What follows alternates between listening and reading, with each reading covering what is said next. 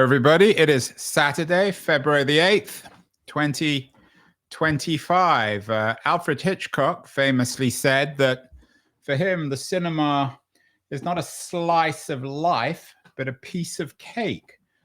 And according to my friend Keith Teare today, his weekly That Was the Week newsletter, Politics and Economics, Two Worlds Collide, this week has been rather like a piece of cake. Is that fair, Keith?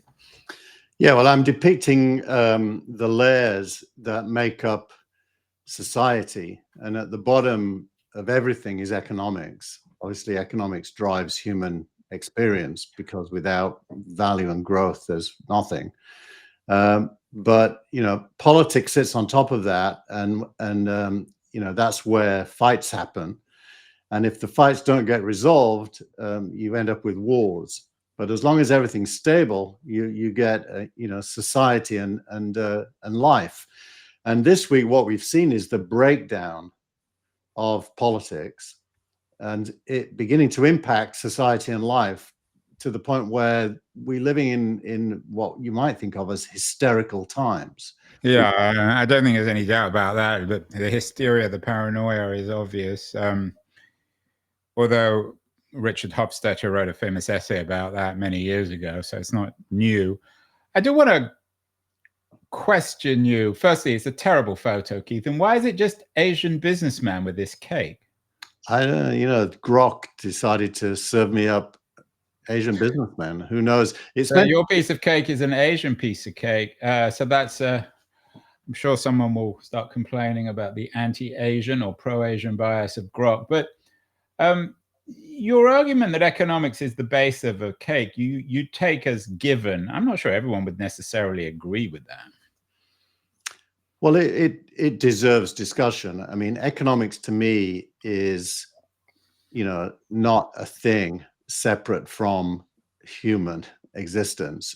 Economics is the word to describe how we manage our lives through a division of labor, through exchange and trade. There's the old Marxist in Keith creeping out. Well, it's not in terms of layers. Then for him, economics is the foundation. Although some people would say we're a little less rational than that. Well, economics isn't rational. It's the end product of a lot of behavior, and much of that behavior isn't rational. So economics isn't rational, but it is capturable in numbers and therefore can be thought of somewhat scientifically. That's why we have social science, not just sociology. And I do think that we're living at a time where government spending, which is the big discussion of the week, and Musk as the kind of solution. Who's Musk? I never heard of that guy. The assumed solution provider, the Department of Government Efficiency, Mr. Doge. Yeah. So really, most of the fights are happening around what should we spend and how much. Right. So we're going to get to that, but your editorial this week, Keith, I thought was interesting. You note at the end, in conclusion, that you're in favor of Doge, but you also confess, and I'm not sure this is worthy of a confession, you say, I have emotional reactions also. I think we should try hard to rise above them. Why should we rise above our emotional reactions? Are you suggesting that the higher up you get in the cake, the more emotion there is, and at the foundation, this economic foundation, the superstructural level or the operating system of life is beyond emotion? Not really. I'm making a slightly different point. You're close to the point I'm making, but it's different. What I'm saying is that if the economic structure is not working, what happens is that is experienced in the layers above, and the hysteria at the social layer today is symptomatic of an underlying economic problem that we experience through our emotions. And I think almost everything Trump does is channeling emotion. both on a daily basis, but also, bigger picture, why did he get elected twice? It's channeling emotion, and the emotions are valid. They're not wrong. Yeah, you start the editorial this week. Most of us experience the world through individual events. This week, it feels to me as if the entire world is in react mode. Do you think that being in react mode is where Trump wants us to be? If we can rise above this endless reaction to everything he's throwing out, it seems almost on a day, an hourly basis, that we need to stop reacting. Is that the key? I think you can't stop reacting. I think Trump is in react mode, but he has. Well, I mean, he's not so much in react mode. He is the driver of this react mode. I mean, he does something. He X's. He says something. And then we all react either positively or negatively. Well, he's also doing it. Actually, it's both things are true. He's also reacting, but every now and then he has a glimmer of clarity, and usually we don't agree with him, but things like, the idea that NATO doesn't make sense anymore, to me, is a glimmer of reality. I kind of agree with that somewhat. That the century we're in, doesn't really need military structures that were built at the end of World War II. When he says things like, the government is spending too much money and we've got to balance the budget, that isn't reactive, and it's kind of correct. It's more or less right. So he goes from react mode, like when he said America should take over Gaza. I think he was reacting to his meeting with Netanyahu, but he also has glimmers of clarity. But we don't. Most of the population. Although some people would say it's like a stopped clock. I mean, even a stopped clock is correct twice a day. No, I think he's better than that. I mean, I don't think he's a stop clock. I think he's not old school. He doesn't really take received wisdom and just take it for granted as being correct. He questions things, which is not a terrible attribute, by the way. So a lot of people are going to be thinking, why are we talking about Trump and politics and economics? Is supposed to be a tech show. There is, of course, the Doge element and our old friend Elon Musk. What's Musk and Doge got to do with this? Is this central for this week, Keith? Is it dominating the news? And is this in some ways more of a tech story than a politics or economic story? Well, it's really an American story, but it's got a tech subplot. The tech subplot, obviously, is that Musk, who everyone is accusing of being an unelected kind of baron, forgetting that he's working for Trump and Trump was elected. And so what Musk is doing is entirely democratic. Even if you object to it, it's not undemocratic.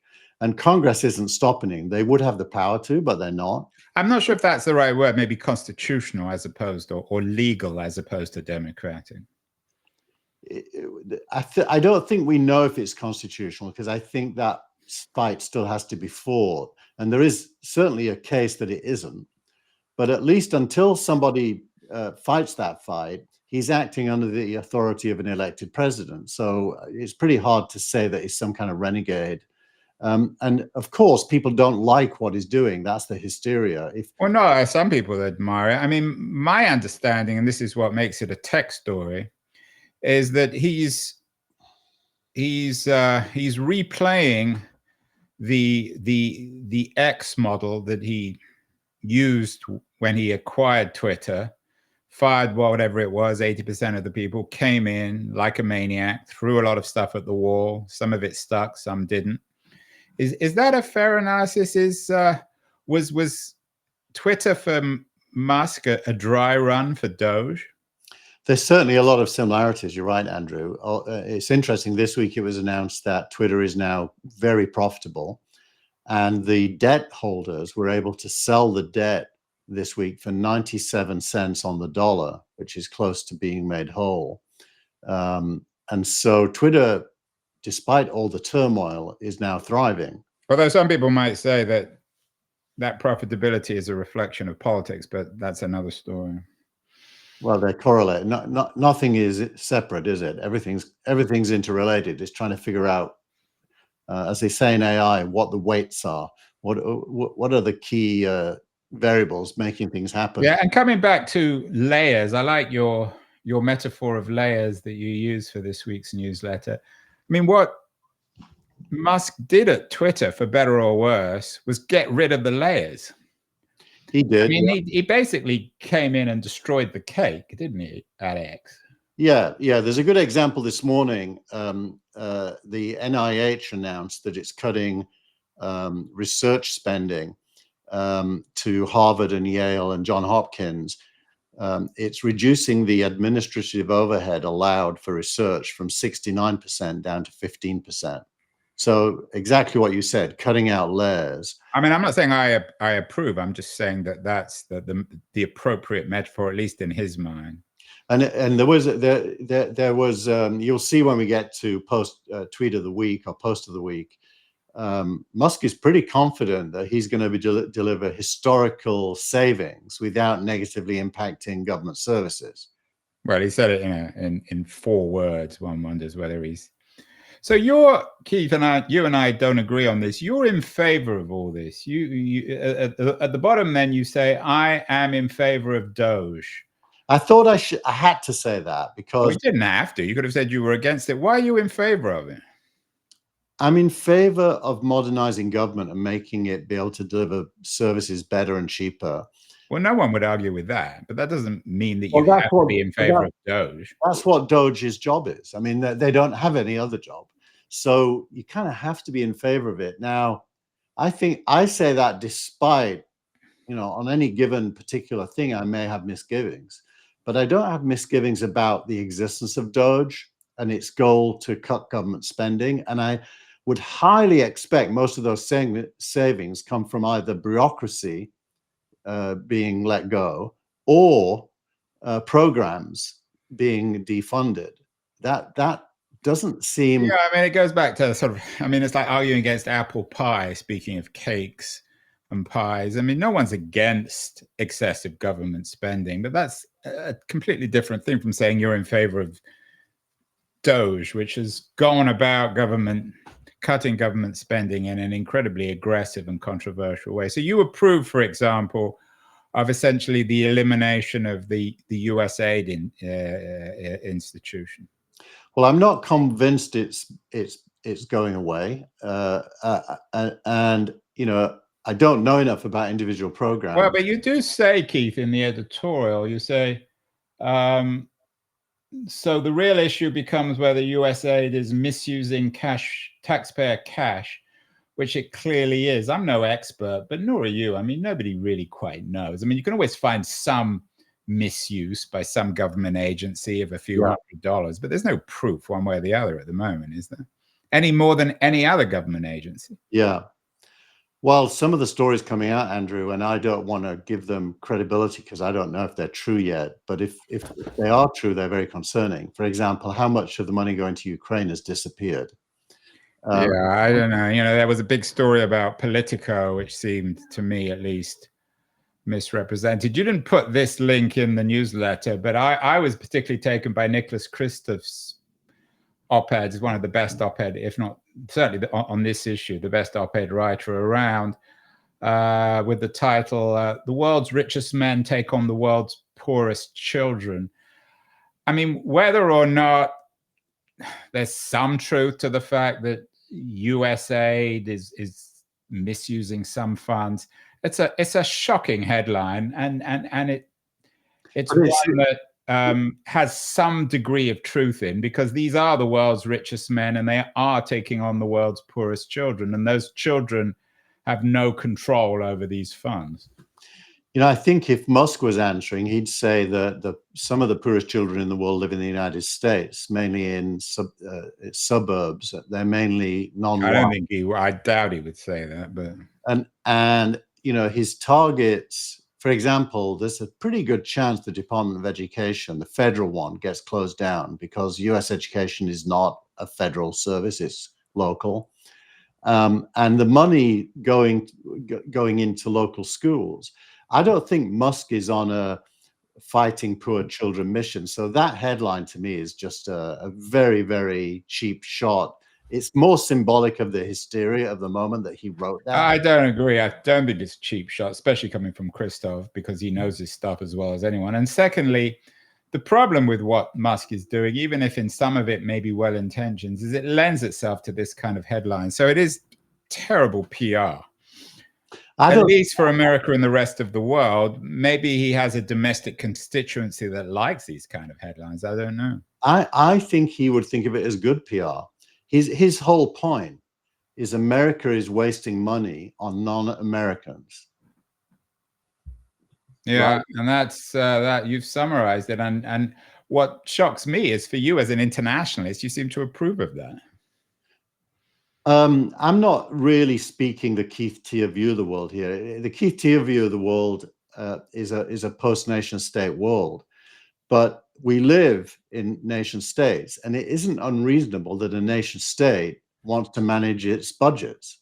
That's not unreasonable. And well, no one would argue with that. Anyway, I mean, this isn't a politics show. You and I disagree on this. I don't know if I'm against Doge, but I'm certainly against some of the stuff they've been doing. And you're clearly more sympathetic. Let's move on to the news of the week. One of the interesting stories is Daniel Penny, the guy who was involved in the subway chokehold death of Jordan Neely, has been hired by Andreessen Horowitz.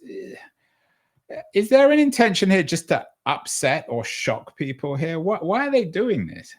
I think there's an intellectual war going on that hire is symbolic of, which is to turn the tide against what Andreessen calls wokeness, by siding with people who are prepared to defend a lifestyle that is the opposite of wokeness. And so this you approve of that, because you always are going on and on about woke. I don't even know what wokeness is. It never seems to bother me, but it bothers you. I find it sickening. It doesn't just bother me. I think wokeness is sickening because it's pretending to fight racism and sexism and not actually doing it. Well, that's we're not going to get. I'm not going to get drawn into that one, but it doesn't reflect well, Keith, does it? I mean, maybe it does for some people, but hiring a guy who. Well, let's just say what the guy did, just in case there are people that don't know. He was on a metro in New York, and somebody was being certainly objectionable, I think violent towards other passengers. And this guy intervened and a bit like George Floyd, held the guy in a stranglehold. The guy ended up dying.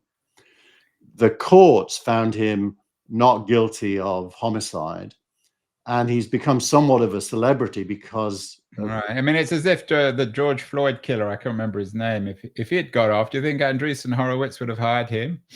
Well, but George Floyd wasn't threatening anyone.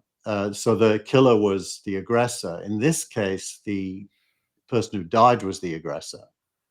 And so it's a bit different. And the guy is a bit of a hero. Now, well, he's a bit of a hero for some of us, for some people. I'm not sure for everybody. He was a former military guy, wasn't he? A naval officer. I believe that's true. But even so, I mean, is he qualified to work at Andreessen Horowitz, the top VC in Silicon Valley? I mean, what skills does he have? Well, that is a little bit weird, Andrew. But remember, Andreessen has raised $8 billion at 2% a year in fees. They have an unlimited amount of capital. And making a hire like this to make a statement is a small cost for them. And Andreessen clearly is pulling strings in DC way more than any of us realize. Yeah, and he doesn't. He's the anti-Musk. He doesn't want anyone to know about it. So on the one hand, we got Andreessen doing their own sort of diversity hire, hiring people who killed people on metro trains in New York and got off. On the other hand, we got this week Google ending its diversity hiring. So the zeitgeist has changed dramatically, Keith, hasn't it? Maybe Daniel Penny should apply for a job at Google. And after we went to press, Andrew, Amazon also announced that they've taken all the diversity language out of their corporate manual. Yeah, I mean, if Harvey Weinstein or Jeffrey Epstein, if they weren't either departed or in jail, I'm sure they could get a job now at Google or Amazon, couldn't they? But you're right about the zeitgeist. That's kind of what this week is all about. The zeitgeist has changed. It's okay to be male again. It's okay to... Well, it was okay to be male before. I'm a male. I've never had a problem with it. You know what I'm saying. I don't know what you're saying. What are you saying? Well, if you don't know, it's fine. You must have been living in the closet for the last 5 years. But you sound like a parent now. If you don't know, it's fine. If you do know, it's fine. But the whole zeitgeist is shifting to a more assertive, pro-American, stand up and be counted. Let's stop the BS on spending, and that is a night and day change. Now, I agree with that. Although that's being pro-American isn't necessarily against diversity, is it? Well, let's just put diversity down and bring it back in a second. Let me just say one more point first. It definitely is the case that the reaction against all of this doesn't understand that it's popular. This stuff that Musk and Trump is doing is popular. And the reaction is a throwback to the reasons the Democrats lost the election. They're trying to defend the territory that's just been defeated. And by doing so, shrinking into an even smaller minority in society. And that's the tragedy of it, because my core belief is we need humanism, and diversity, by the way, is clearly... Yeah, well, humanism is a meaningless word. There was one very good op-ed, which you didn't include. I texted it over. You must have forgotten, by Jen Palka, who was, I think, second in command of tech under the Obama administration. She had a very good op-ed in the Times saying, this is how Democrats can counter Elon Musk. She talks about her own plans that got nixed for reforming government. So, I mean, one can believe in making government more efficient, digitalizing government, and remain a progressive. You don't have to be Muskian to believe in it. That's how I'd like to think I'm one of those. By the way, I did read that. I'd already finished the newsletter, which is why... It's a very good essay, isn't it? I agreed with almost all of it. I think she's exactly right. The Democrats, and I don't literally mean the Democratic Party, but anyone progressive should be standing on the ground of cheaper, better, modern government with services to people. And, to me, diversity is an organic development of wealth. Most wealthy societies are highly diverse, and you don't need to make special provisions for diversity if you have a healthy society, because it just happens. Yeah. Well, I'm not going to get sucked into that one, but certainly I would strongly suggest people read the Palka essay. Meanwhile, and maybe this is part of all this hysteria, something real is going on in the world rather than people arguing about diversity. It's AI, of course. You have one essay from Thomas Pueyo suggesting that this week in AI was when decades that happened. Do you think there's a connection, Keith, between all this hysteria over some stuff that a lot of it is cake-like, perhaps, in its relevance, and the fact that AI is changing and is about to really dramatically change the world in ways that we can't even imagine? Well, that's bound to be alienating, isn't it? You literally don't know whether you're going to have a job and how long for, because it's becoming clearer and clearer that AI is going to be good enough to do lots of tasks in an automated way. And the latest is the creation of, and this is a good way of thinking of it, there's really 3 types of AI now. There's the large language models that we're all familiar with. Now there's reasoning AI. And this week, OpenAI launched a model called O3 Mini, which is a reasoning model. Reasoning models are different than large Are they language built models. though? Are there reasoning models? They're built on top of the sort of plumbing of LLMs. Are Yeah. they built on different plumbing? Yeah, they need LLMs to be trained, and so you can't build reasoning models unless you have LLMs. But they're different.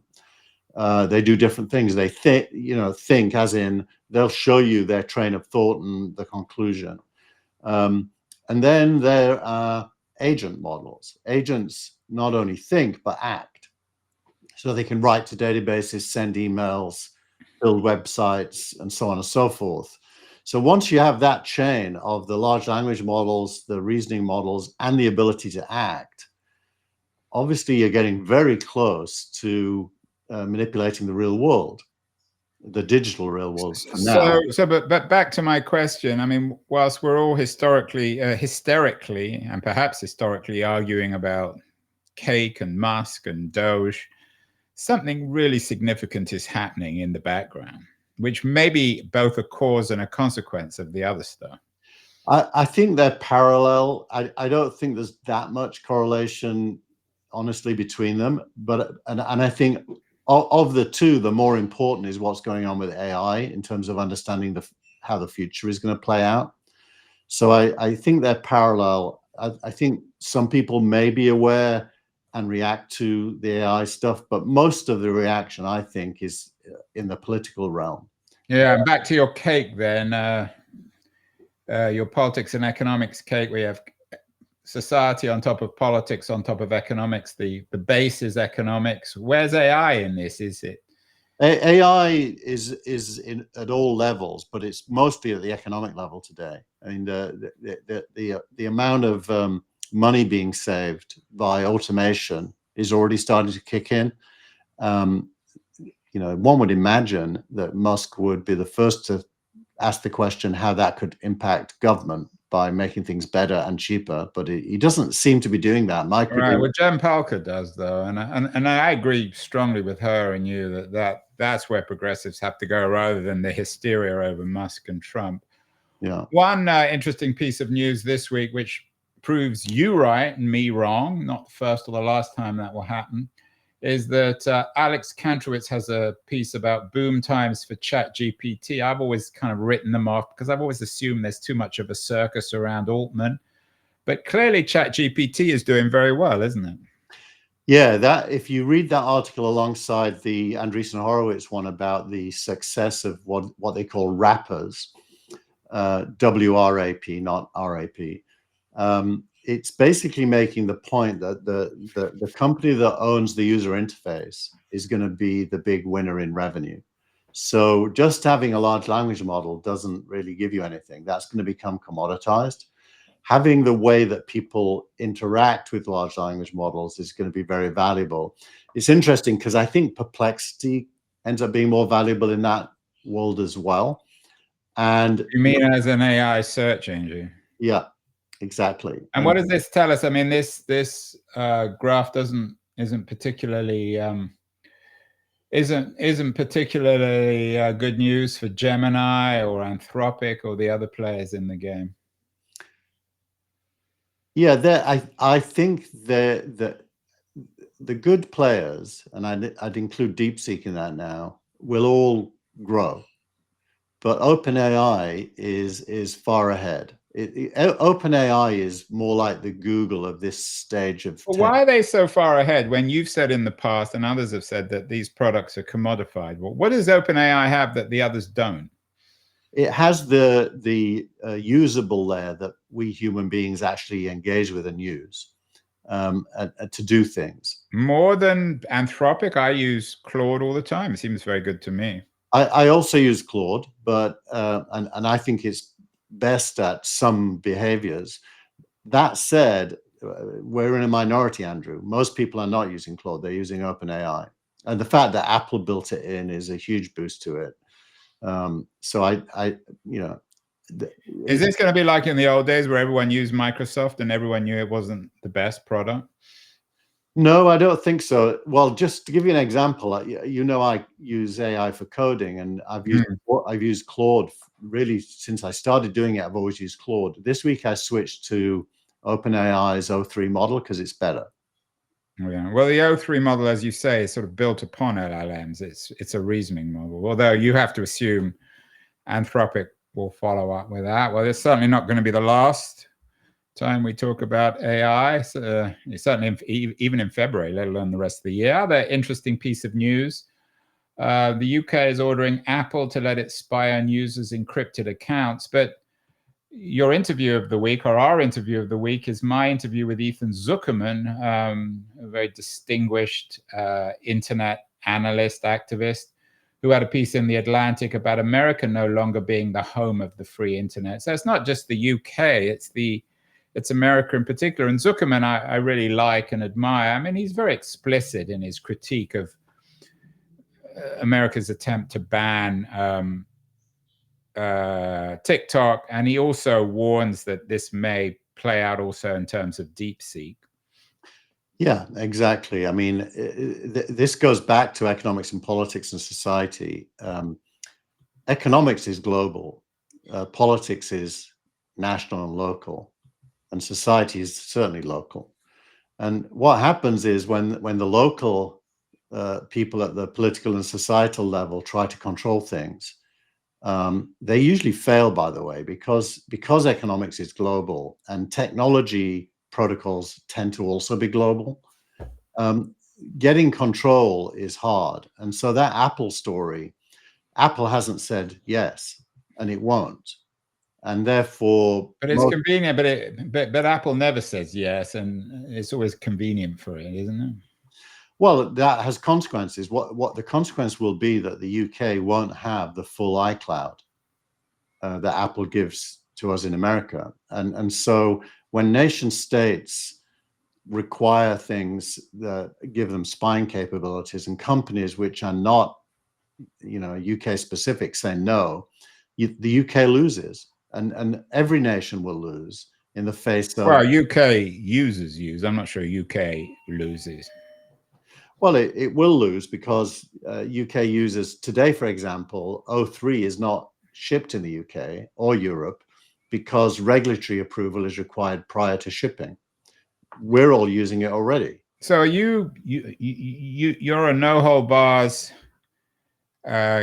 for big tech companies to jump into bed with their governments. Of course, one of the other pieces of news this week is that Google publicly removed its pledge not to use AI for weapons from website. This is part of the shifting zeitgeist. Is there anything any of these tech companies can do, Keith, that would outrage you? Or are you okay with all this sort of stuff now? No, I'm actually quite critical. Just because I put it in the newsletter doesn't mean I agree with it. I don't believe, I personally don't want to do anything to support the US military in its supposed competition with other nation state militaries. And my 3 sons, I strongly would advise them never to join the armed forces.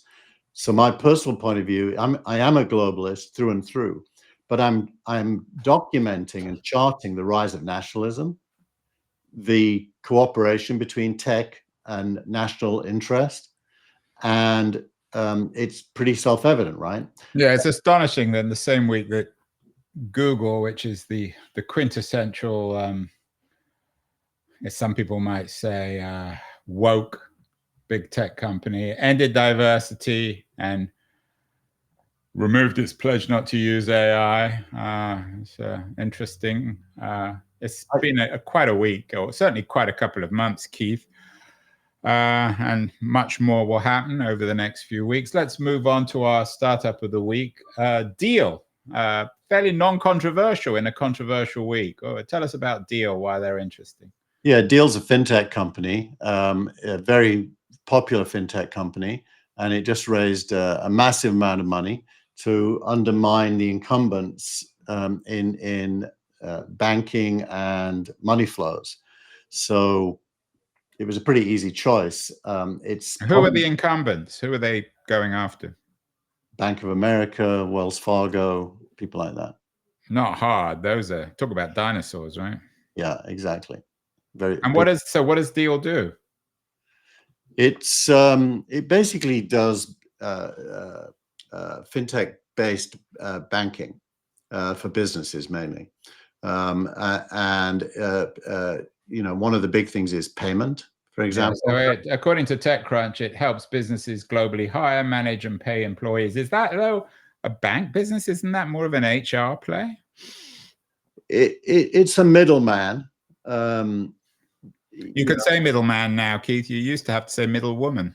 Yeah, it's a middleman, but it controls money flows. It's not a custodial. That is to say, you don't bank with it. But instead of using Bank of America to pay your employees, you use Deel. So the game in fintech is to own as much of the money flow as possible without being a custodial, because in America it's hard to become a bank. So are they UK based? I actually don't know. Does it say they are? I thought so, but so Deel is. But General Catalyst is an American investor. They're the big investor. I was going to say deal of the week, but they're startup of the week. Finally, in this new environment, he's back. Keith's heartthrob. He hasn't appeared for a while. Paul Graham is our X of the week, or I don't know what's the new term, Keith? Post of the week. Post of the week. It's changed. It used to be tweet, then it went to X. Now it's post. Paul Graham wrote, Doge is unlike any other government departments, then its performance can be precisely measured. I'm not sure about that. But anyway, how much smaller is the federal budget next year? If Elon can cut the budget by 5%, I'll be impressed. And Elon responded, at least 10%. I mean, isn't this a bit childish? Well, yes, but I don't know that. Put it mildly. I mean, there's so many other metrics involved in this that it's not simply cutting and being proud of cutting. But that's my critique of Elon, which is he's so obsessed with cutting that he's not thinking about the qualitative part of government. So cheaper and better is important, not just cheaper. And as Jen Palka reminds us. So what Paul Graham, by the way, and Elon are not friends and have a history of. Well, they're both sort of unlikable people, prickly characters, aren't they? Paul Graham's not prickly, and he's definitely not on the spectrum, whereas Elon clearly is. But for Elon to say he's going to cut the budget by 10%, and Paul Graham then says if that is true, it's going to be historic, and other governments will want to follow suit. I would think it's fairly easy for him to reduce the budget by 10%. I think if he's knowing him, he's rigorous, right? So he's not he's going to be thoroughgoing in saving money. And how much? But just as a matter of interest, how much would that be if he does indeed cut it by 10%? What is the government budget at the moment? Let's check. Is it 2 or 3 trillion? I'm going to check because I actually don't know in my head. It is real time. Ask Claude. The U.S. government budget was the deficit in 2024 was 1.83 trillion, but I don't know if the deficit and the budget are correlated in any way. They're probably not. The budget's got to be, I would guess, around 2 trillion, 2 to 3 trillion. 6.75 trillion. Oh, shows how much I know. So if he cut it, so if that is true and he cuts it by 10%, that's $670 billion. And that's what he's worth. And he was originally targeting 2 trillion savings. So we shall see. I mean, it's complicated and it's going to play out over the year. But Keith, you've made me hungry for a piece of cake. Lots of cake in our conversation today. As Hitchcock said, for me, the cinema is not a slice of life, but a piece of cake. That was the week, Keith. We will be back with more cake and other things next week. Have a great week, Keith, and we'll talk next week. Thank you so much. Thank you.